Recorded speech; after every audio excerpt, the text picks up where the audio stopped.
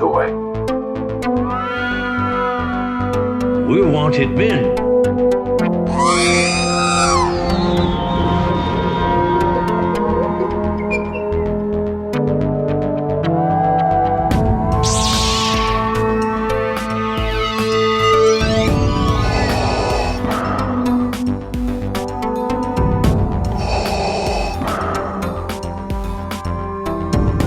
I have spoken.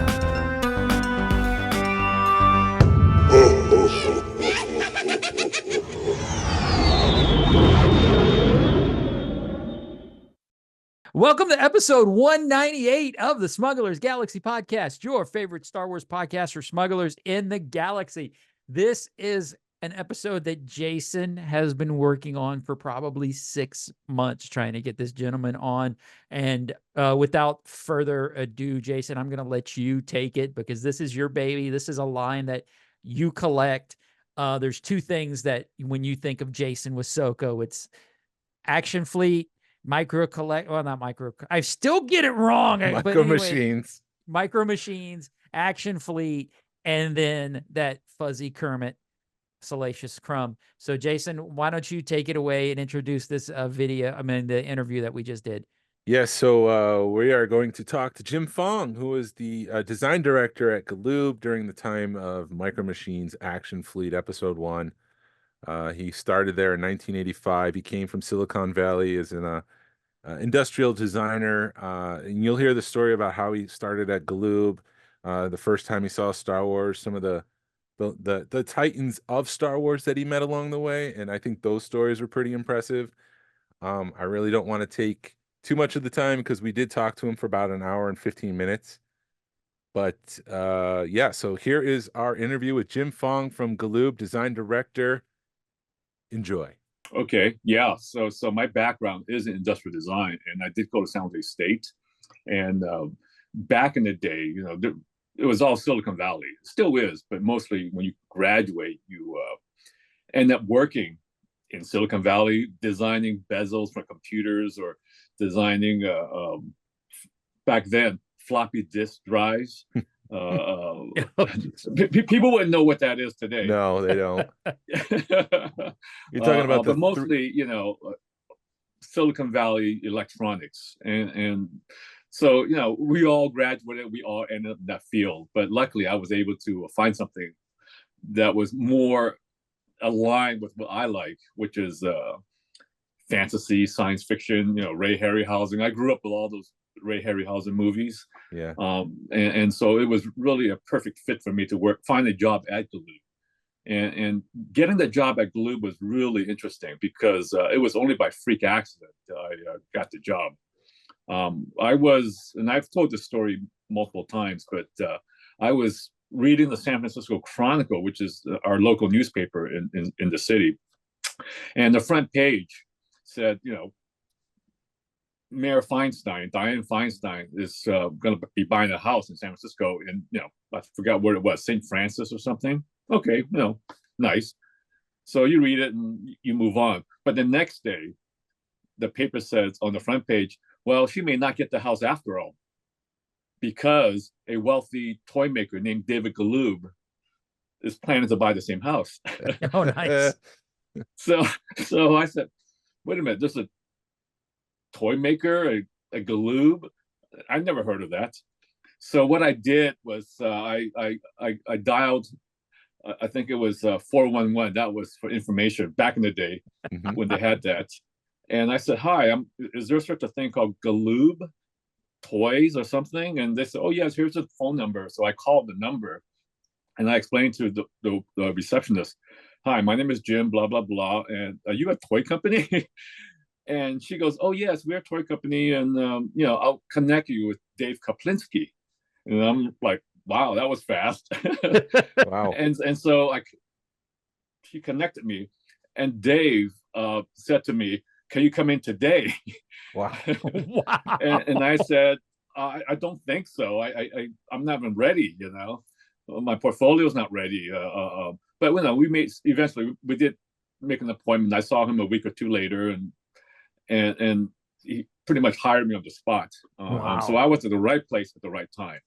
and my portfolio is, you have your Silicon Valley work, but the good stuff, the stuff that you're really passionate about is the science fiction, the spaceships, the monsters, the creatures. So that was my, I sort of accidentally landed into this position just by reading the newspaper. So that was a lot of fun, and I was there for, I don't know, I was the first designer they hired. Dave was the VP of design, and I was the first one they hired. And I was there till the very end when they shut down the whole enterprise. Wow. So, so I was there from day one to the end of the day. That's amazing. Do you remember what your first project you worked on at Galoob was? Yeah. It's interesting too, because when I first interviewed at Galoob, I went into a warehouse. That was where it was at 400 Forbes Boulevard in South San Francisco, and it was a warehouse. And I walked in there, and there was nothing in there. There was just an empty building, and I go, this can't be right. But I found out that the real company, the real headquarters, was down the block. Okay. So what was the warehouse? Was an empty warehouse. The first project I worked on was a vehicle project called Giant, and this is the one where they had multiple wheels and was able to crawl over obstacles. So I was styling that, and that was a lot of fun. And so that was my first project, and it was a fun project too. Almost every project that came out of there was a lot of fun, and I had a blast. And I did not. I would go home around 11, 12, midnight. And the reason was that I didn't want to go home. Oh. You're having too much fun at work. Well, again, I worked in Silicon Valley. So the kind of work you do is Silicon Valley related, designing computer bezels or computers or whatever. And to be able to have someone tell you, oh, we need spaceships, or we need creatures, or we need this or that, big vehicles with big tires. And it was like, wow, this is really cool. Yeah. It was just the perfect fit for me personally. And I love working with the people. It was just fantastic. So my timeline is a little messed up, so maybe you can help clarify. Did you work on Star Trek Next Generation before MicroMachines? Do you remember? MicroMachines, I think, came in 85, 86 or 87, 80. I can't remember. Okay.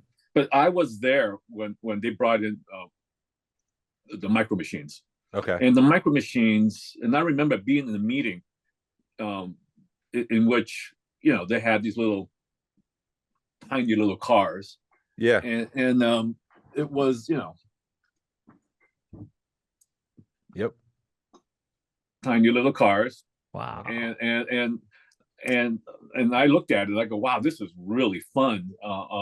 And so the MicroMachines came first, and they were mostly cars. Yep. And everything else came after the fact. Like the Star Wars stuff didn't come until 90.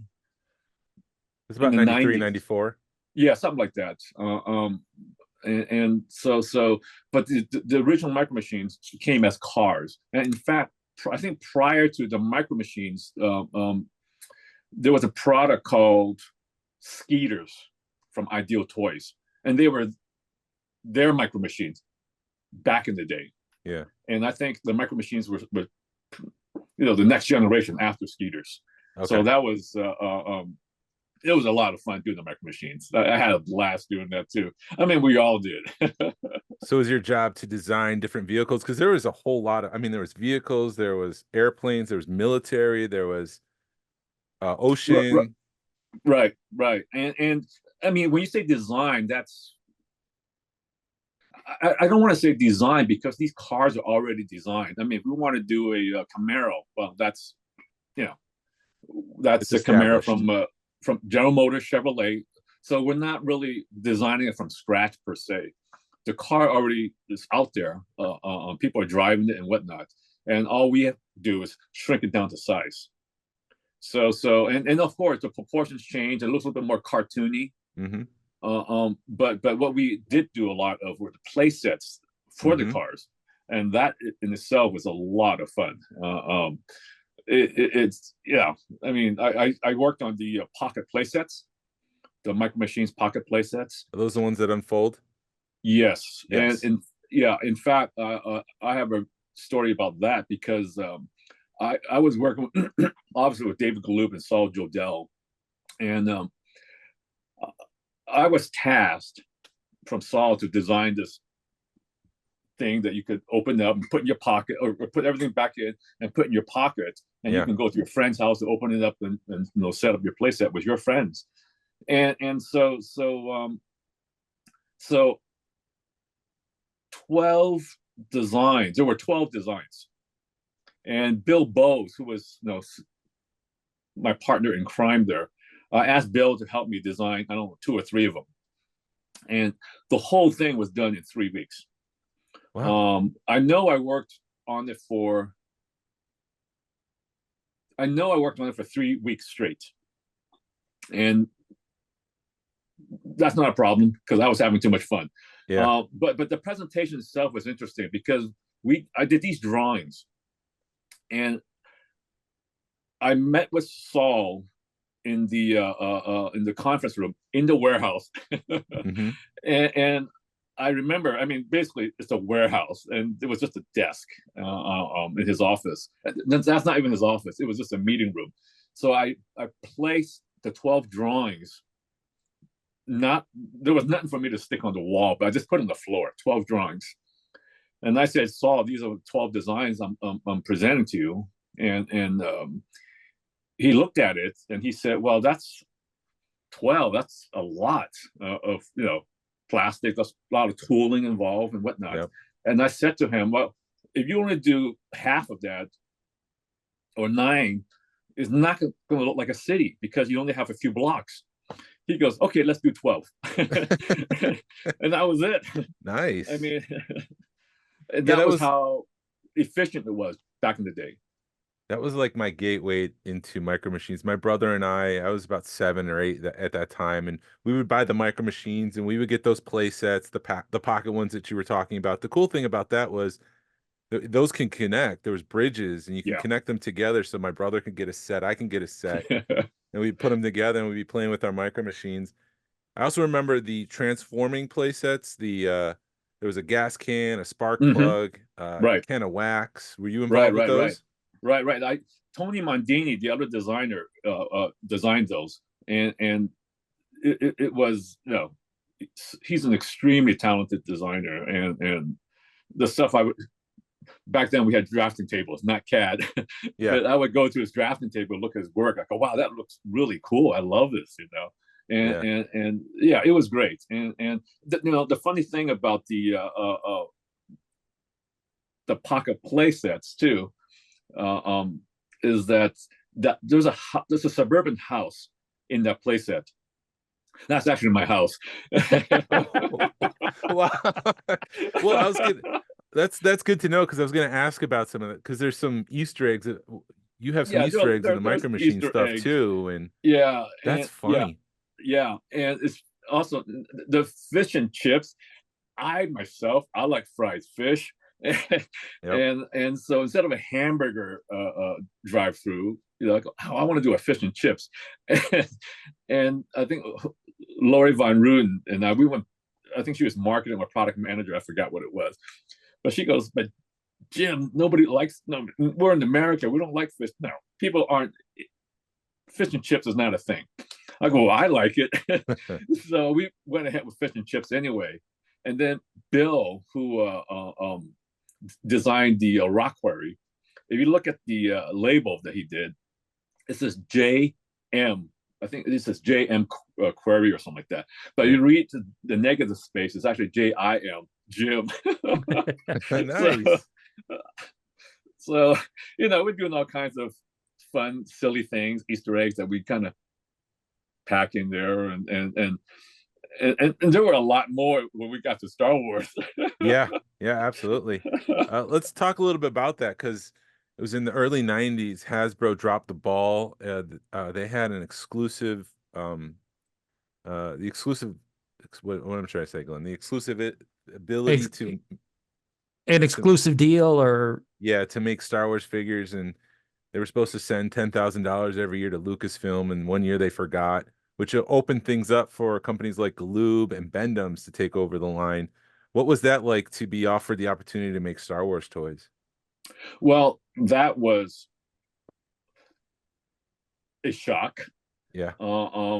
And in a good way, because when I saw Star Wars when I was in college, and I saw that movie free before the movie opened. Oh wow. Yeah, and I still have the invitation, and I had Ralph McQuarrie sign it for me. Oh wow. This story gets better and better. Well, Ralph is a personal friend of mine, or was a personal friend of mine. Oh wow. But that's how I see. By going through Galoob, it was a gateway to meet all sorts of people, and what happened was with Ralph.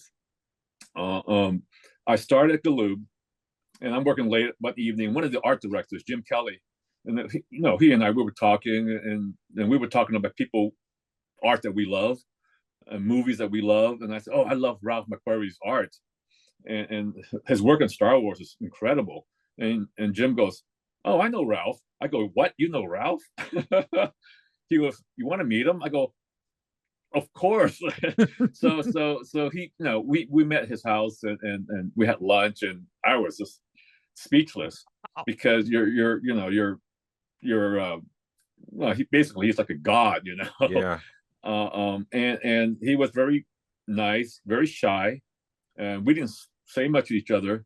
But little by little, I started to know him, and got to know him a lot more. And I would drive to his house on a Saturday. We have lunch, and we'll at times have. I spent a lot of time at his house for Christmas, Thanksgiving dinner. But yeah, I mean, so going back to seeing Star Wars, I was back in college, and in my graphic design class, and one of my classmates, Ronnie, he came up to me. He goes, "Hey, Jim, do you want to see a free science fiction movie?" And I guess. I mean, I don't know what it is. He gave me this 8.5 by 11 sheet of paper, and it says, "You are invited to see this movie at North Point Theater at 10 o'clock Saturday morning, blah, blah, blah. Call this number." And I looked at it, and I never, it's a Star Wars in there or something, I forgot. And I said, I guess. So I took it, and I showed it to my roommates. And my first thought was, Saturday morning, San Francisco, it's too early. I'm in bed, Yeah. But my roommate says, "Hey, Jim, come to my house. We'll have free food. My mom will cook breakfast. Then we can go to San Francisco and see a free movie." And I said, "Well, it's free. You're driving, so why not?" So we went there, and I had no idea what to expect. None of us did.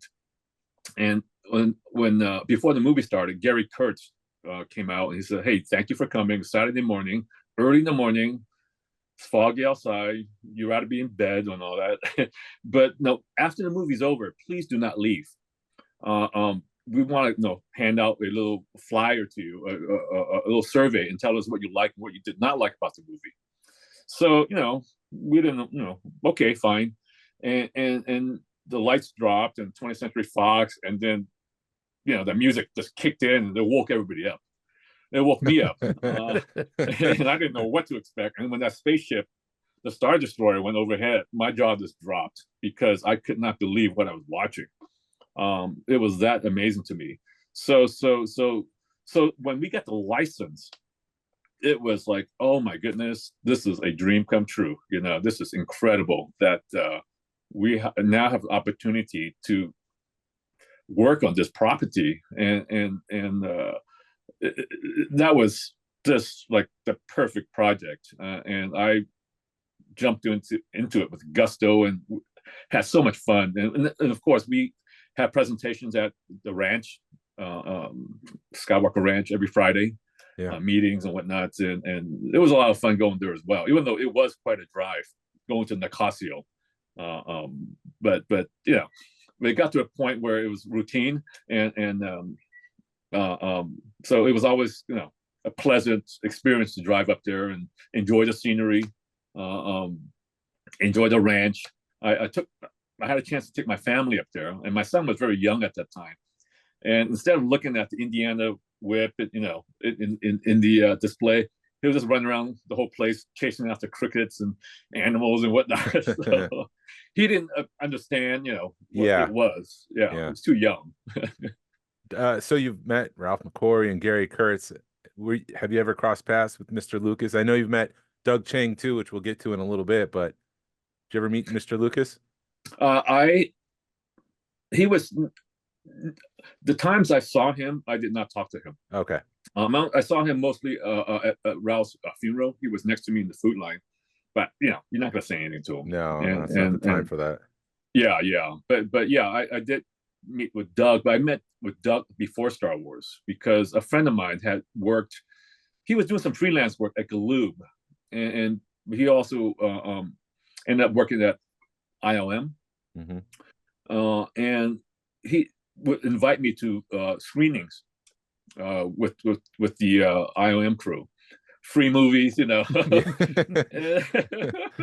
It's hard to turn down free, right? I go, hey, but anyway, so Benton Gill was his name. Benton invited me up there for a screening. I forgot which movie it was. Maybe it was, I don't know. I saw a number of them, but he goes, hey, we want to meet Doug, and I said, sure, why not? So I met Doug up there. He's very nice, and then once we got the license. Then our connection became a lot closer as well. And that's, it got to a point where I met a lot of the people in the art department as well as the model shop, because I myself enjoy building models.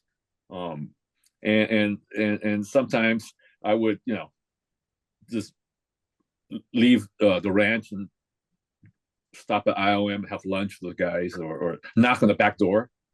Say, hey, open up, they open up the, hey, Jim, hey, Chris, go in and chit chat and go to lunch. So it became a lot, more familiar. I became a lot more familiar with those people. Yeah. Very talented people, and I still stay in touch with a few of them. I still stay in touch with Steve Gawley quite a bit, John Goodson, and so on and so on. So what was great about that Galoob job was it opened, like I said, it was a gateway to open up a lot of opportunities for me to meet all my heroes. Yeah. And also sometimes when I'm building a model for myself and I'm not sure what, how am I going to solve this problem? I would contact them. They go, oh yeah, do it this way. And they'll give me pointers so I could build my model so it looks nice. Geez, it's so amazing. So let's go back to MicroMachines for a little bit in Star Wars. The initial run was three packs with the vehicles themselves. What was your involvement in the initial development of the line? The initial development was to make the obvious vehicles, and of course, X-wing, mm-hmm. Y-wing, mm-hmm. Falcon, TIE Fighter, Star Destroyer, the usual suspects. And at that point, we did not have playsets. It was just right vehicles. But little by little, the sales were very positive, and people loved it. And so we kept expanding the line. And I think Lucasfilm was aware that, hey, this is making money, and people love the product. And so we expanded into play sets and whatnot. And that's where I was more involved in that, because again, they're doing X-Wing. It's like doing a Chevrolet Camaro. This is what it looks like. Yeah, you're not going to design your own X-Wing because it's already done. So we just needed to bring it down to this size, and so. But then, what kind of opportunities are there for the MicroMachine playsets? And that's when the playsets right behind you came to be. Yeah. At that time, I was is Starlog magazine still around? Yeah, I believe so. So I remember reading that from the back of Starlog, there was these Star Trek heads, and I think they were about yay big. I can't remember, but I go, oh, those heads are pretty cool. So what would happen if I, take these heads and turn them to play sets? Mhm. And that's where those heads came to be. And I think we did C-3PO, R2, and Vader. I think those are the first three, if I recall. If I remember right, yeah. Yeah. So, and I remember when I was drawing the concept sketch for it, I mean, sometimes you get into the groove, the zone, whatever you want to call it. It just felt right. It just was flowing. I suppose maybe it's like, a basketball player they have a hot hand that evening, and everything goes right in, no problem. And I think that was certainly the case when I was designing these these play sets for Star Wars. It just felt right. The way things open, the mechanism, what I can put into the features I can put into the play features. Yeah. It just felt right. It came together just like that. And maybe it's the project, because I was so happy to work on that project. I was in a great mood, and I knew the material quite well. And I also know that the material was foreign to a lot of people. I'll give you an example. You have to photograph some of the products for your trade show publications, and whatnot. And sometimes some photographer might take the Millennium Falcon and have it backwards because they don't know what's front and what's back. And that happens. Yeah, it's foreign to them, like you said. Yeah, so they always, would say, Jim, is this correct? Yeah, this is correct. It's going this way, that kind of a thing. But for me to have worked on those play sets, it was just it felt right, and I'm really happy with them. I'm still happy with them, and I'm glad that people are still trading them on eBay, buying them on eBay, and collecting them, and it makes me feel good because I do remember going to one of our local toy stores here in San Mateo, and I saw this boy. He was maybe 7 or 8, and he was standing in front of the stuff that I worked on. He was looking at it. Of course, you're going like, oh, was he going to buy? Yeah. So he's standing there looking at it. So of course I stand next to him, pretending like I'm looking at stuff, and I just want to see what he ended up with. And then he calls his mom over. Hey, look, Mom, this is the Star Wars, and they end up buying 2 of the 3. Nice. And I'm going, yes, that's great. It's got to last. It was always fun to see the end result of your labor. Yeah. The end user, the kid who's going to play with it, or the adult who's going to collect it. But I'm just glad that people bought it. Yeah, they're great because they're very toyetic. It's great that you could fold it up and put things away, put it on the shelf, and then you've got your heroes, Darth Vader, the Emperor's Guard, Boba Fett on the shelf. But then you could pull it out and you're like basically peeling open adventure, which is something I liked. Right, exactly. And it was just a fun job for me. And in fact, on the C-3PO, if you look at the C-3PO playset, if you look at the label, I painted the label. I did the artwork for the label. Oh, of the aliens?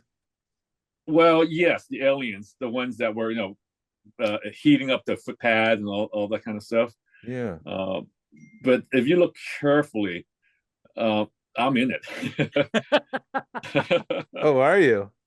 Well, there's one piece of art that the face looks out of place. And the reason why it looks out of place is because I took a photograph of myself. I shrunk the thing down. I just pasted it onto the label.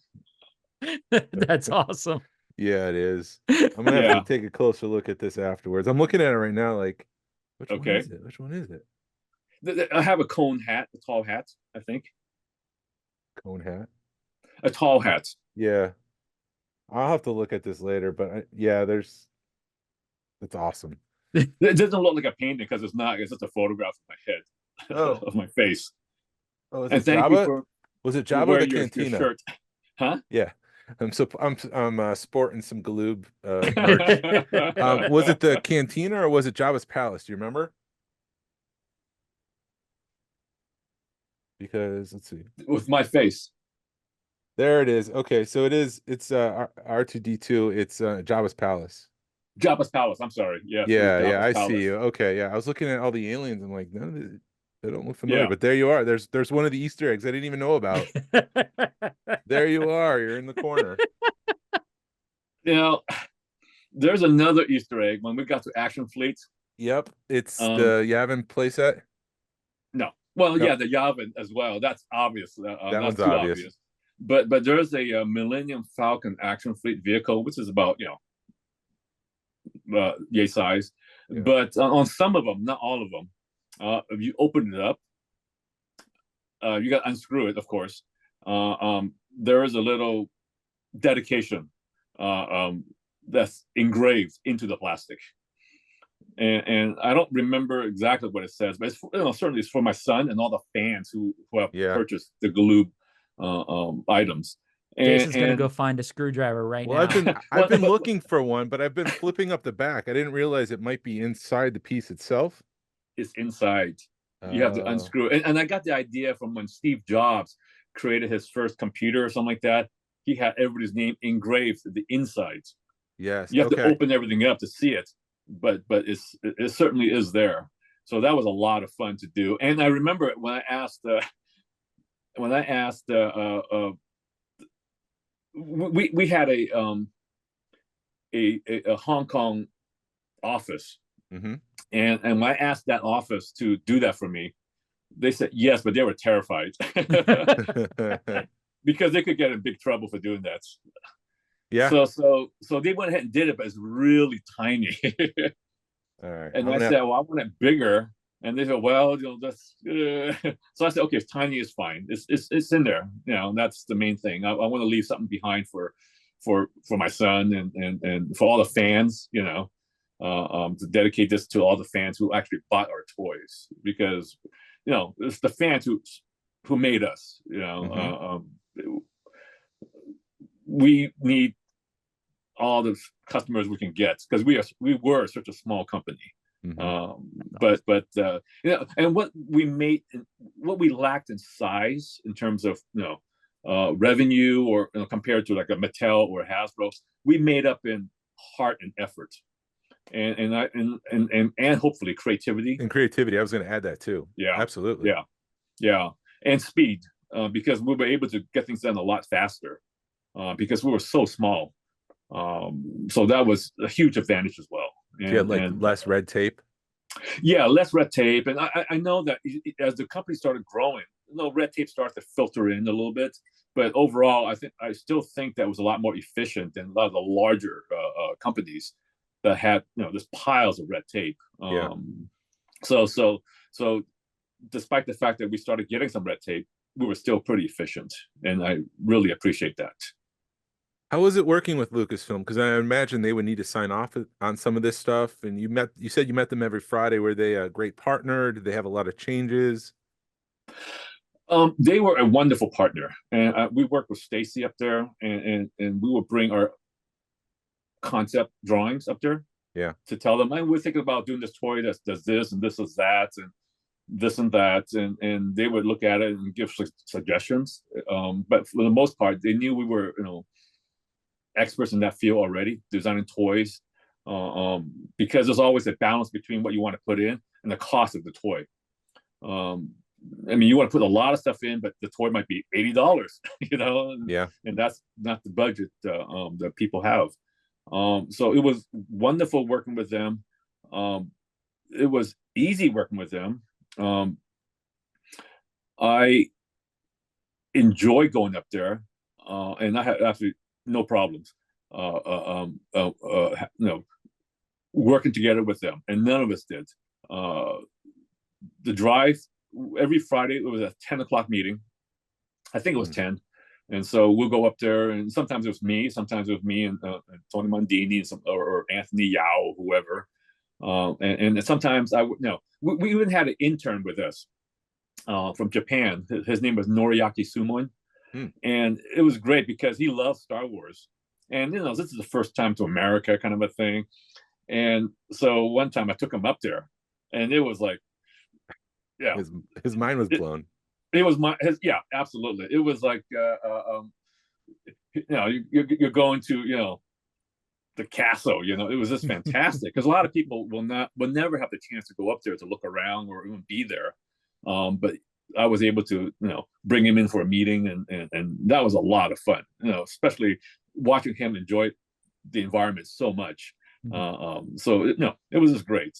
So there was no problems working on Lucasfilm, and I miss those people. Yeah, I miss Galoob. Yeah, I do too. Before we move to Action Fleet, Glenn had a question about MicroMachines that he wanted to ask real quick.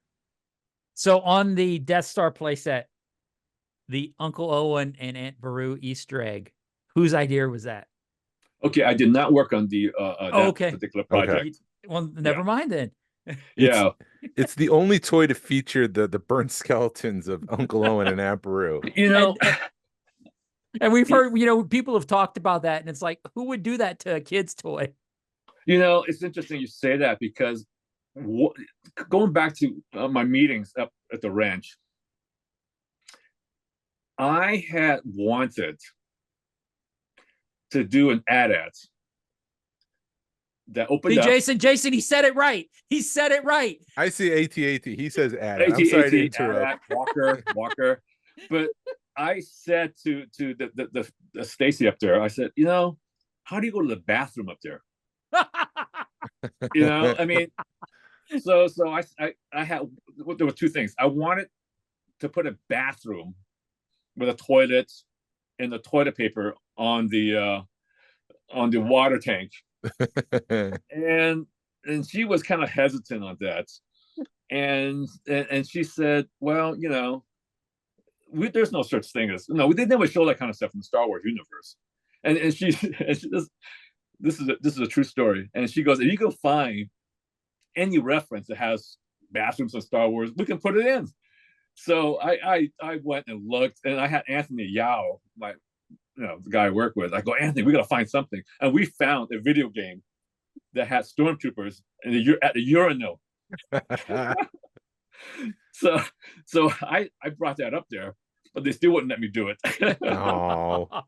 But the model that was made had the bathroom and the toilet paper on the water tank, and I was ready to go gangbusters on that, because what I wanted to do was to put like graffiti on the wall, in the bathroom wall, the whole 9 yards. For a good time, call TK512 or something like that. So I didn't get my way with that. Okay, fine. So we were doing this play sets. It never materialized. I mean, we never made it, but only in concept.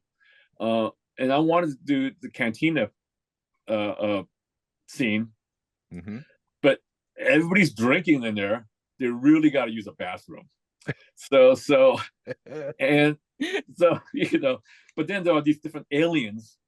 So maybe it's anatomically different, and the bathrooms will not look like human bathrooms, but it should resemble it.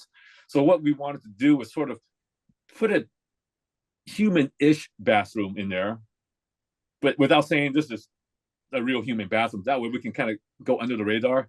But that didn't work out. So no, that's funny. So we're always trying to do crazy things. So you had this successful line with Star Wars and MicroMachines. Why pivot to Action Fleet? Where did the idea for Action Fleet come along? I don't even know where the idea came from. Okay. I believe it was either Gary Niles or Jeff Cleary. I don't know. All I know is that we sort of hit the ceiling with MicroMachines because you're limited in size of what you can do. I mean, your place that's going to be so big, and your price points, your retail price point can only be so big. You want more details, you have to go bigger. And I think it was a really clever idea, whoever it was, to go just a little bit larger, so that it's not the size of a quarter anymore, but Right. now it's something like this size, which was a perfect size for additional revenue, of course. Yeah. But additional details, additional play features that we could not implement on such a small scale. Right. And I think I sent you a photograph of the presentation box that was made for Lucasfilm. Let me share my screen here. So this right here is the Imperial shuttle. Right. And yeah, that was the presentation box that we created. And the whole box, right, that's it. The whole box was created and to present to Lucasfilm and saying, this is what we have, this is our idea in terms of size, and this is what it will look like. And thankfully, we were able to do it, because this size is still considered a micro machine size. It's not the Hasbro size, because I think every toy company has their own slice of the pie. Yeah. And this was still within, this was not intruding into other people's territory. Okay. So we were able to do it in this size, and which opened up a lot of opportunities. And it was a fun size to work on. And in fact, some of these models were built by us in-house, and a few were built by some folks at ILM. Oh wow! They were doing it outside. Yeah, it's like a third party. Yeah, third party. They were just doing it on their own the weekend or something like that. Gotcha. So that was really cool. So it's pretty authentic. Yeah, it certainly is, and I believe I'm pretty sure the Sandcrawler was built by John Goodson. Right there. Same with the AT-AT or the Walker or Don't worry about it. Don't worry about it. It's an ongoing gag between Glenn and I. I see. In fact, I believe it's still here. Oh, let me stop You sharing. see? Hold on. Let me stop sharing so we can make that bigger. Oh, there it is.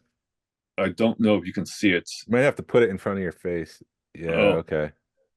There you go. Wow. And that's the one from the photo? Yes. Oh, wow. Wow. Did you make that one? Oh, no. This is not from a photo. Oh. This is the other one that was also made. Okay. In my collection. Gotcha. The one in the photo is still in the box somewhere.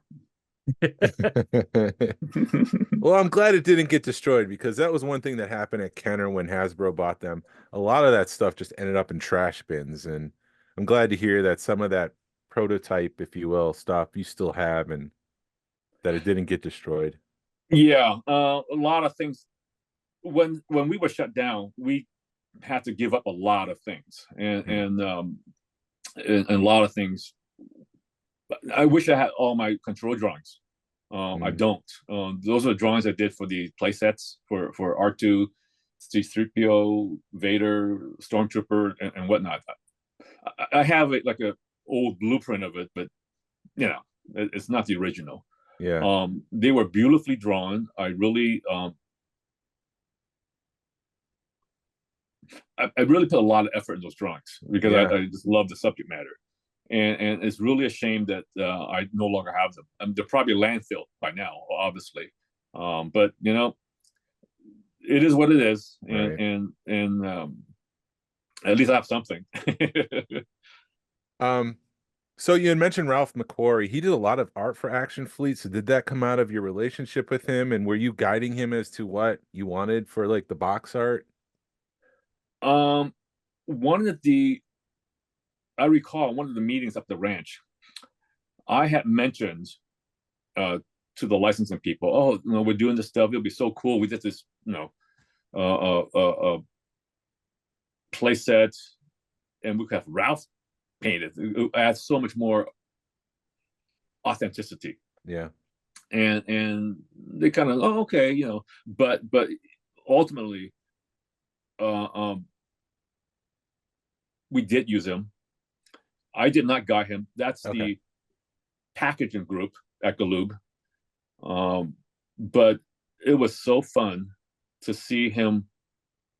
I mean, I'll go to the house and see the work, but it was just so fun to see him, painting a Star Wars scene. He's just like, this is the coolest thing.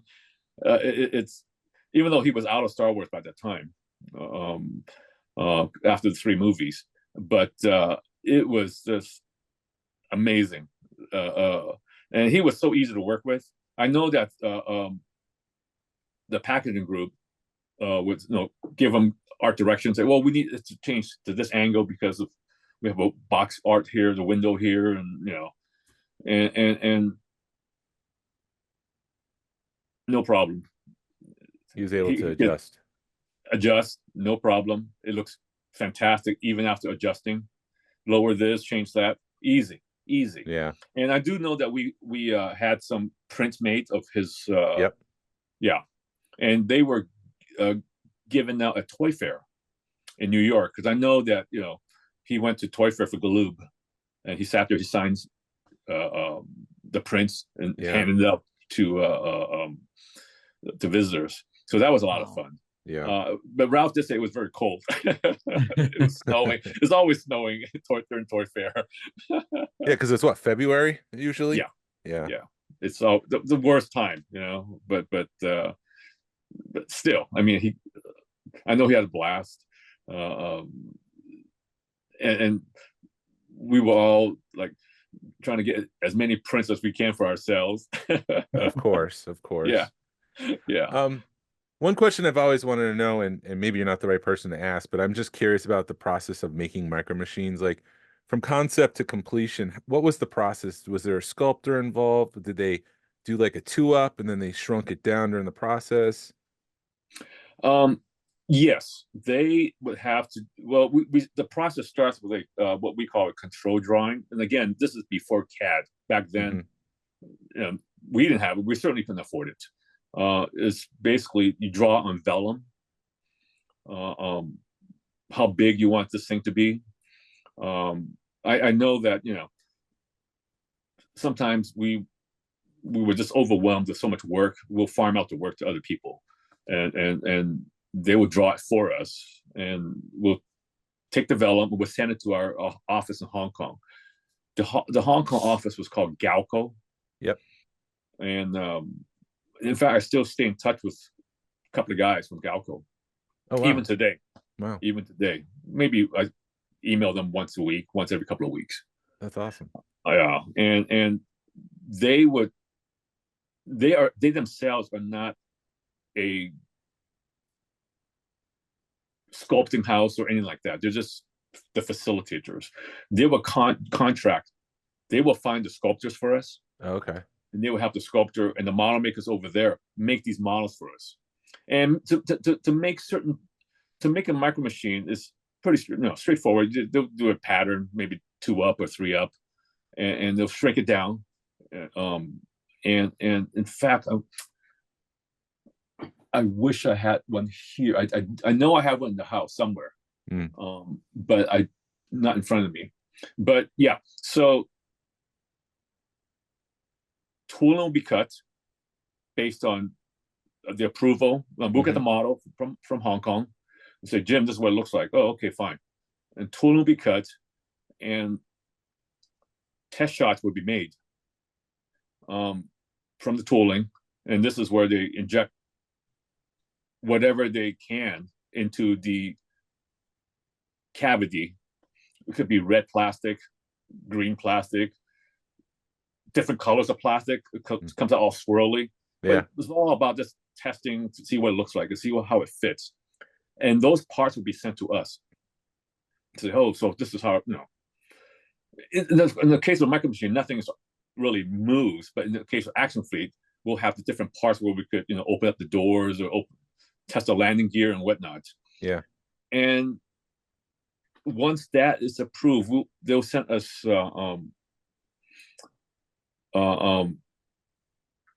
samples with color. Paint samples? Paint samples? But I'm jumping ahead, because they will send us, for Action Fleet, they will send us a model first, already painted. Okay. Yeah. And then once that's approved, we'll go into cutting the steel, and then they'll inject plastic into it. Yeah. In which case, I don't know if I have any.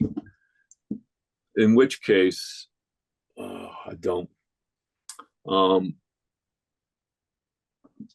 I think I sent you. I have photos here. Let me Yeah, let me share my screen again. I think I sent you a dewback. Yes, I have it right here. Okay, so that is a test sample of a dewback that no, we did not make. And the reason why we did not make this product is because after we cut the steel and did the test shot like what you have here, we had to change the design because the special edition came out and the dewback looked different. Oh, okay. The tail's longer in the production version. This dewback was best guess. Okay, I see. Because we never saw the rest of it. But the special edition dewback, you see him walking. And that's where we got the rest of the design. So this dewback was our attempt to anticipate, what did the rest of the animal look like? Yeah. Yeah. Okay. But in any case, this is a test shot, unpainted, and if this is approved, then we will go into a pre-production in which they'll send us this creature all painted, so it has a proper paint, and then we will take that up to the ranch and we'll present it. And we might make changes like, the tan color is off. It should be this tan color, or it should be more gray. It should be more brown, or whatever. And then we will let our Hong Kong office know that. And even when we go into production, sometimes it's still off. And when we go into production, we'll go back up to the ranch and say, okay, here it is with the packaging. This is what you see in the store. And then we'll open it and say, well, it needs more blue here, or needs more green there. And at that point, we'll make a running change. That means this stuff is already produced, being produced, but we'll make the changes in the production.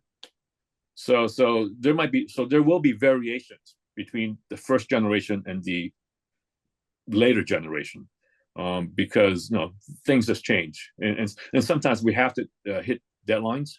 Yeah, we cannot stop and then make changes. We just have to make the changes during production. I have a couple of those variants, like the Imperial Shuttle. Not only does the canopy have a different hinge, but some of them are dirty and some of them are clean. Yep. Yeah. They've got like streak marks on it. Yeah, right.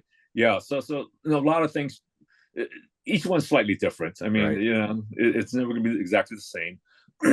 But the main thing is, we do it the best we can to our abilities, and make sure that Lucasfilm approves what we're doing.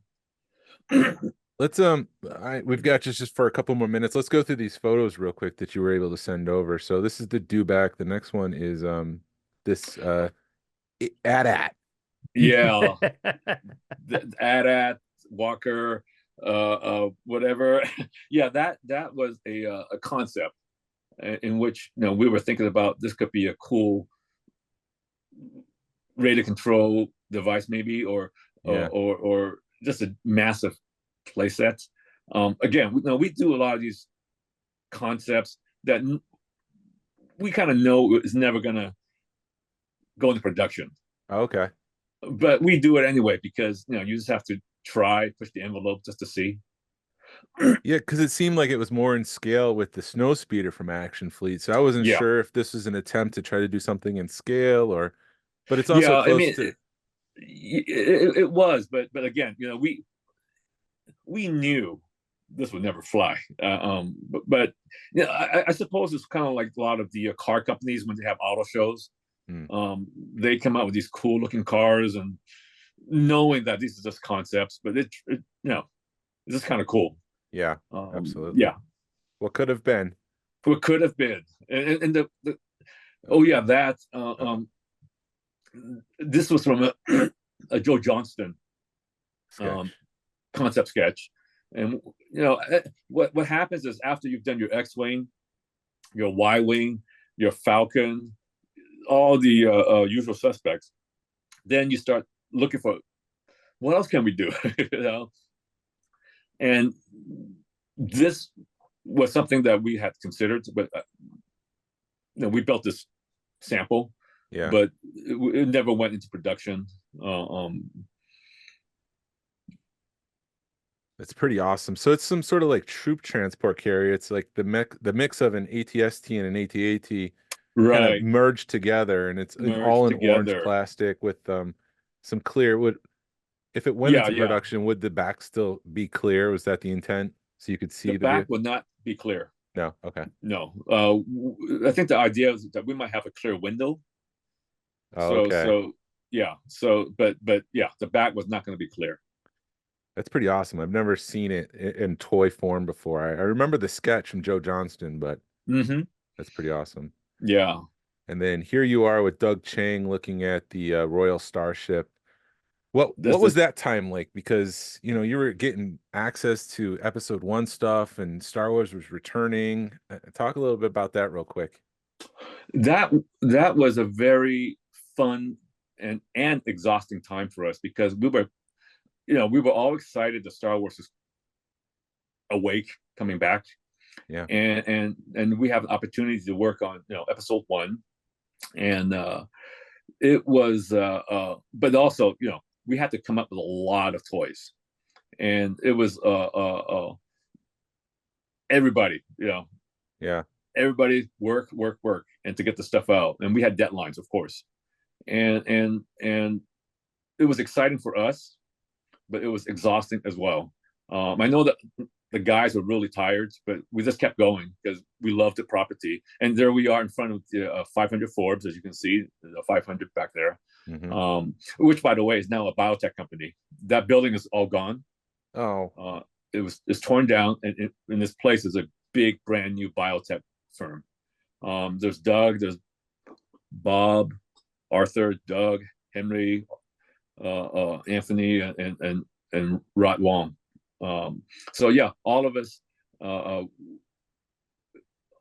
worked really hard to get the products out. And I don't know where Tony Mondini is. He should be in there as well. But yeah, so we're basically presenting Doug with some of our ideas and concepts, and it was great for him to come down and check out what we have in mind, and he could give us advice on what we should do, and because he has a lot of inside information that we still didn't have. But yeah, there's Bob. Yeah. So at this point, you only saw concept drawings. You didn't know any of the plot points of the movie. We knew the plot points. Oh, okay. We already knew the plot points, but some things were being changed as well. When we all went up to the ranch to read the script. They put us in the room, and honestly, it was a tough read because we're not used to reading scripts. Yeah. It's certainly different from reading a novel or a book. Reading a script, it has dialogue and people entering from this. No, it's just different. So it was, but we were able to get the essence of it, so that we can have a flavor of what the movie's about. And then we went upstairs where Doug's office was, and they had all the little, sculptures and models and whatnot. So we saw all that. So that way we can tie everything together so it made sense. Yeah. Because otherwise it's just a bunch of, It's just concepts. It's in your head. It's nothing in reality, really. Yeah. We just have to tie everything together. So once we have understanding of that, we could cohesively design our toys and play sets in accordance so that it makes sense. Because otherwise it's just bits and pieces of information. But yeah, that was great that he visited. And in fact, I'll probably see him this summer. We'll probably have lunch or something like that. Tell him I said hi. All right, certainly will. One little detail that we picked up in this photo, so the door has a bolt on it. There's a lot of safes in this room. So were you tooling things and then putting it in safe for the night so no one could touch it, and then you would open it up in the morning and tool it again or play with it? the design room itself, as you can see in the gray door back there, Yeah. is locked. Even before Star Wars, Okay. a design room was in its own separate little wing. Okay. Because there's a lot of IP in there that shouldn't leave that room. Yeah. And when we got Star Wars, security is even tighter. Yeah. There were people. I mean, prior to Star Wars, there were other designers in there who were designing other things, not part of Star Wars, not Star Wars products, but they had to exit the room. They had to move their office outside because the contract, the stipulation was that we had to have a very secure room, and only Star Wars people could be in that room. It was kind of sad to see some of our coworkers, other designers, leave that room to go outside. But that was part of the contract. It was part of business. So we had to, put safes inside the design room with locks. Okay. And you can see that, next to the gray door, there's a black safe. So everything had to be moved into the safe at nighttime. Yep. Security was a priority, and we didn't want people breaking in. Not that they would, maybe, who knows. We didn't want people from, like finance or whatever, stumbling in and seeing all the stuff. So it was design only, design and model makers. So everything has to be locked up for the night. And then in the morning we come in, you can open it up and take out your stuff and, design your toys. So yeah, it was, security was a priority during that time. Here you are looking at, and you have another photo of this, of an unproduced action fleet Jabba's Palace play set. That's right. That is an unproduced play set. And again, we come up with a lot of ideas and concepts and whatnot, but they never go beyond maybe a foam core model and whatnot. And the person hiding his face, I think that's Mark from the model shop. And here we're going over some of the play features and telling them, well, this has to be here, that has to be there, change this and change that. But Mark did not want to be photographed, so so he's got the photo, the paper in front of his face. He got a paper cover his face. Let me skip. Oh shoot, where was it? I thought there was another photo of that playset. But anyways, here you are again with Doug Chang and the team. Yeah. There's a bunch of models in the ceiling. There's a Klingon ship there too. I think none of us actually counted how many models we had in the ceiling because it was too difficult to count. But we love models. We, as industrial designers, we like to build things, and we appreciate technology and airplanes and jets and whatnot. So yes, and we had access to all kinds of model kits, and we just build them and hang them up in the ceiling for atmosphere. Yeah. And yeah, it was a great room, and anybody who would wander in there, they were like, wow, that's a lot of models. It's probably overwhelming. It's overwhelming, and we're lucky that the ceiling didn't collapse. But yeah. But yeah, and here I am presenting the ideas to Doug, and it was a special time. So here's a photo of the Royal Guard helmet used from Return of the Jedi. Yeah. You have a story about that? We were not supposed to do that. and one that's my car. That what Starfleet Academy on the back. Yeah. I got a story about that too. Up at the ranch with that car. But so in order for us to really understand what these shapes look like, we wanted to see and touch these models. So we had asked that, can we borrow these for a limited time so we can actually see the design and see where all the details are, so we can apply it to our play sets. They said sure, and no, there was a lot of insurance on it as well, believe me. But of course, what do you do when you get all that stuff, right? You gotta put it on. You gotta put it on. You gotta put it on. Exactly. So that's me. And Oh, actually, I shouldn't say that. That's someone else. I didn't do Yeah. that. I Right. have no clue who that is. Yeah, I have no clue who that is. It's not Because me. you're the one taking the photo. Yeah, exactly. So yeah, so we all had fun with it. And no, I mean, I know that these are very valuable. We all know that, and we took very good care of it, and we did not let it go. Put our greasy hamburger fingers on it, Yeah. and everything is. We returned it in the exact same shape that we borrowed it from, which was mint condition. So, and what's interesting about this, I'm not sure. I think my teacher built this. I'm not sure, but I think he did.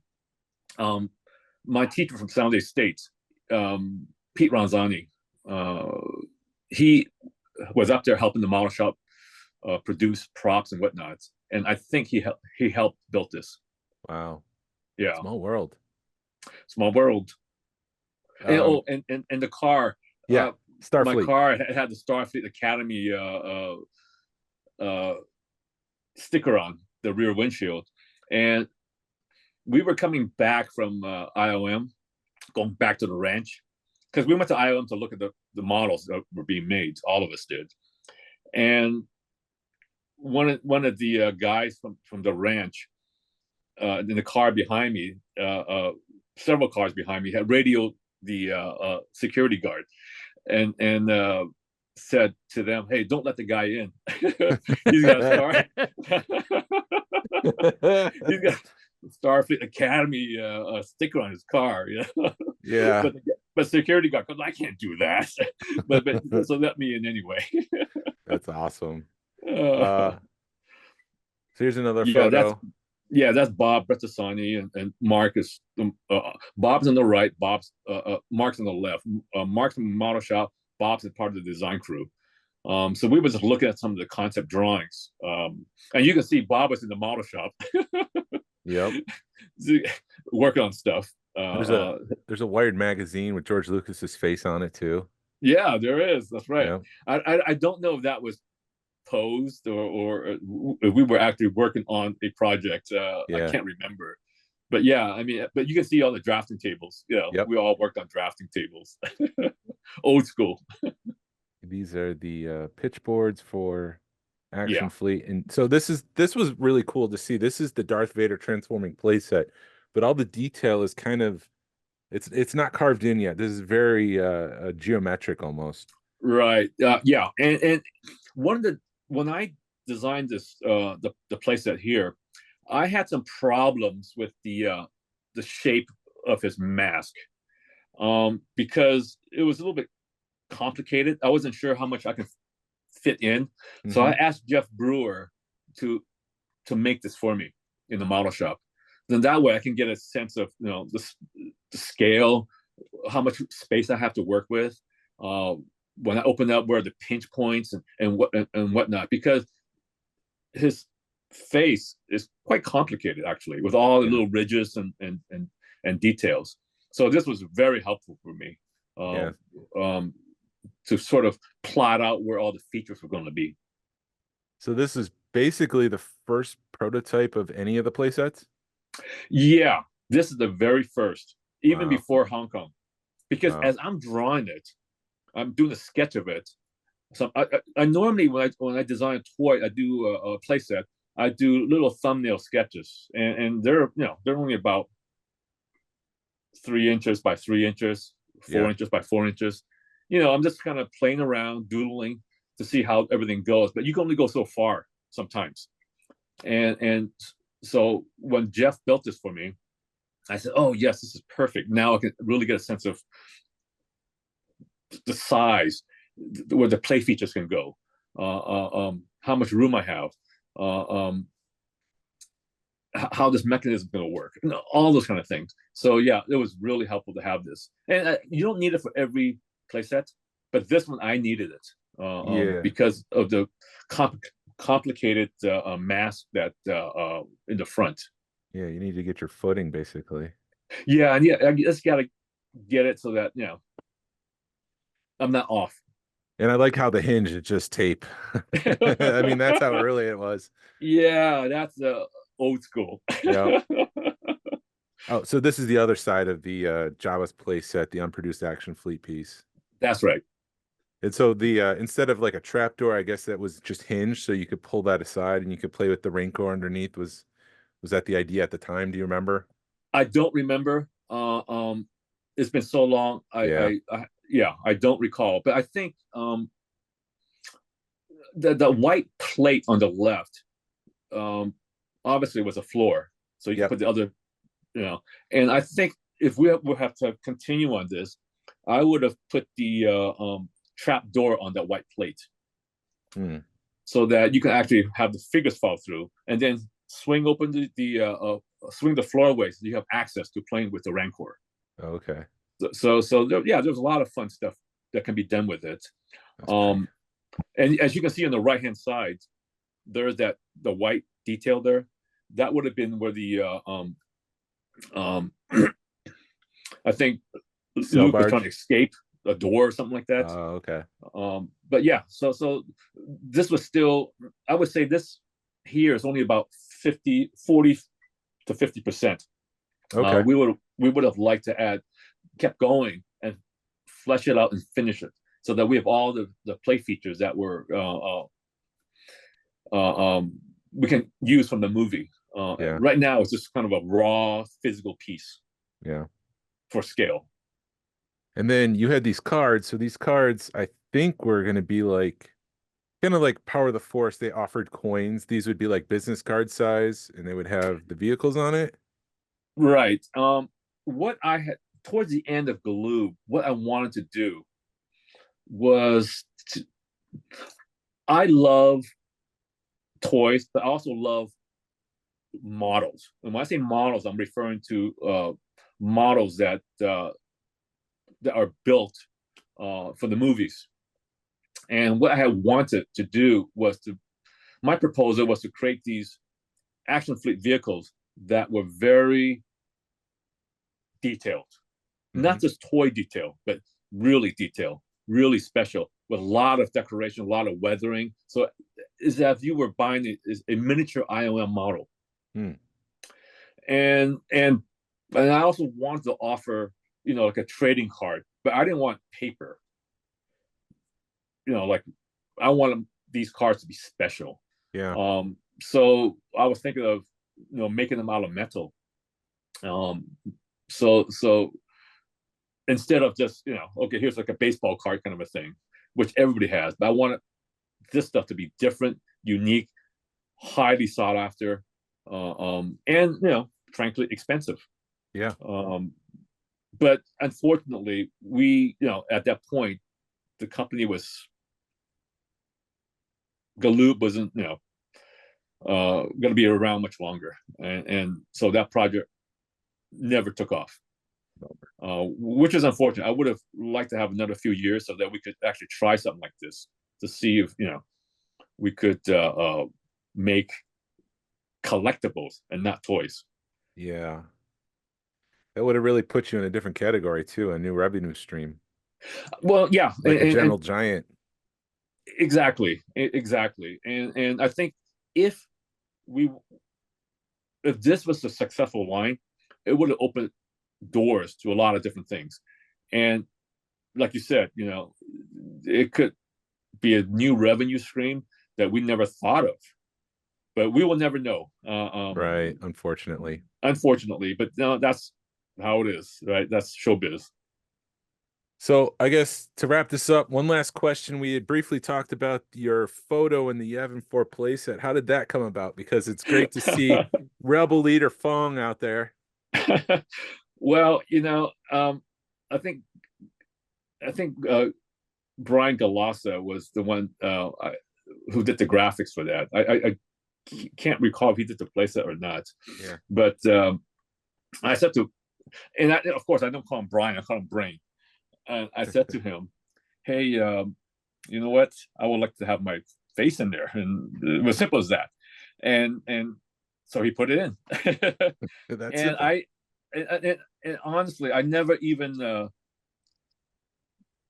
looked in afterwards. Oh. Yeah, never. Yeah, I think I saw it maybe once or twice, and that's it. Okay. And never again. But yeah, so I did that, and It's you fun. know, it's fun. It's not kosher, perhaps, but you know, I think you know, all the people that I work with at Galoob, the design people, the packaging people, the finance, everybody, they were all wonderful people. I mean, Yeah. absolutely every one of them. We had a lot of different people come through the door. The design, you know, this person will leave to another company, or another new designer will come in. But what was great about it was that everybody was so wonderful, so talented, so crazy, and because we were such a small company, we didn't follow the corporate methods like an IBM or even a Hasbro maybe, or a Mattel. We like to just like push the envelope, and I think working at Galoob with all these creative, super creative people, and we all fed off each other. So we did all kinds of zany things. And whenever there's a chance for you know, to do something goofy and zany, let's do it. Yeah. Why not? Exactly. So we were, you know, we were quite willing to try out these different things that were not normally practiced in the toy business. Yeah. Well, go ahead. Before we go, is that the way that the George Lucas minifigure came out in the TIE Fighter? Yeah, you know, the Entertainment Weekly. Do you see that article from Entertainment Weekly? I don't think so. Okay, they had contacted me. This is when the magazine was still, you know, published. They had contacted me about that figure, and in fact, I still have that magazine. I'll have to scan it and send it to you. But what happened was we wanted George Lucas to be in there, but then I said in the article, he came out looking like Sylvester in Cobra. I can see that now. I can see that. Yeah. Yeah, because you know, I mean, you're talking about something Very small, this big, and it's so hard to get that likeness in such a small scale. But we tried, but it came out like, hey, just Sylvester Stallone. If you know, you know. It's George Lucas. Yeah. If you know, you know. Well, thank you for your time, first of all. Yeah. We really appreciate you giving us an hour of your time to talk about toy making at Galoob.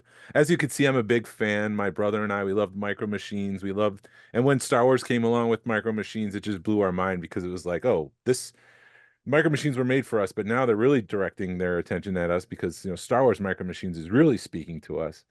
So you really gave us great time together, my brother and I, and I just wanted to thank you for. Well, thank you. No, yeah, thank you. Thank all of the fans who supported all of us, and I also thank all the designers who I worked with, because we all fed off each other. You know, some people think, oh, this is a Jim Fong show. It's not. Everybody was involved, and everybody we all had great fun doing it, and you know, sometimes when we got together, we all say, you know, if the company was still there, we'll all still be there, because it was that fun, and it was a magical time for me to work there, and I was there at the right place at the right time, meeting the right people, doing this right project, because that's the stuff I enjoy. Yeah, it was fate. That's what it is. Yeah. Thank you, Jim. We really appreciate your time. Well, thank you very much. Yeah. Okay. Thanks, Jim. All right. Bye. Bye.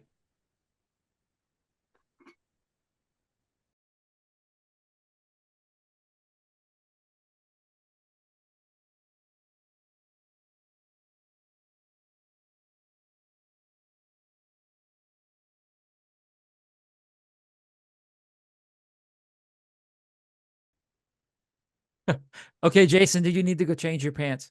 I am on cloud 9 right now. There's so much endorphins in my body. I've never been happier in my life. That was like a dream come true. And I had mentioned this at the did I mention at the start of the recording or before we started recording? I can't remember. I think I don't know. It was sort of a blur when we were recording and when we weren't recording. But I knew the power of a podcast, and you could talk to the people that made the toy lines that you loved. And one of the things I've always wanted to do is reach out to someone at Galoob and talk to someone who was involved with Star Wars MicroMachines. And doing my research, Jim Fong kept coming up because he worked on the Star Wars line. He worked on the Star Trek Next Generation, which we didn't even get into, but he did visit the set and was able to see stuff from there. But I really wanted to talk to someone about the development of the line because I mean, it's a great line, and it's something that meant a lot to my brother and I. So I'm on cloud nine. There's when I think of you, it's MicroMachines. So I mean, you're definitely you're linked to MicroMachines or Micro Collection or that line is MicroMachines, right? Yes. Yes. You're right. We just spent an hour talking to the guy and I still can't get it right. But yeah, I mean, that's amazing. And if you're listening to us on the radio right now, I highly recommend you go over to YouTube and at least fast forward to the part where we show the photos off, because that's really worth the view, just to see what we're talking about and to see those vehicles. I didn't know that he knew Ralph McQuarrie. I didn't know he saw Star Wars beforehand. Those were amazing stories. And he's friends with Doug Chang. And I knew they were colleagues at one point because obviously he was in the photos, but I didn't realize the relationship still continued today. So I don't know. It was just an amazing podcast, amazing episode. It was an honor to talk to Jim. I can't thank him enough for his time today.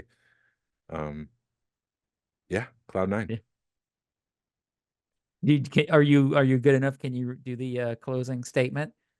Oh yeah, let me you gotta find it. No, I'll do it. Thank you for listening to the Smugglers Galaxy Podcast. If you could, please leave a like and a 5-star review of the show anywhere you listen to our podcast. It really helps us out and points people to our show. You can follow us on Facebook, Instagram, and YouTube. Send us an email or message us. We love feedback. We love to make you part of the show. Our email address is smugglersgalaxy@gmail.com. Thank you to Alfonso Riviera for the Smugglers Galaxy logo. And thank you to Levi Waterhouse for the music. People, collect for the lab. Collect for the love of it. Hashtag vote with your wallet. Sabine will be on next week. Pass on what you've learned. Be a positive force in the collecting community. This is the way. This is the way.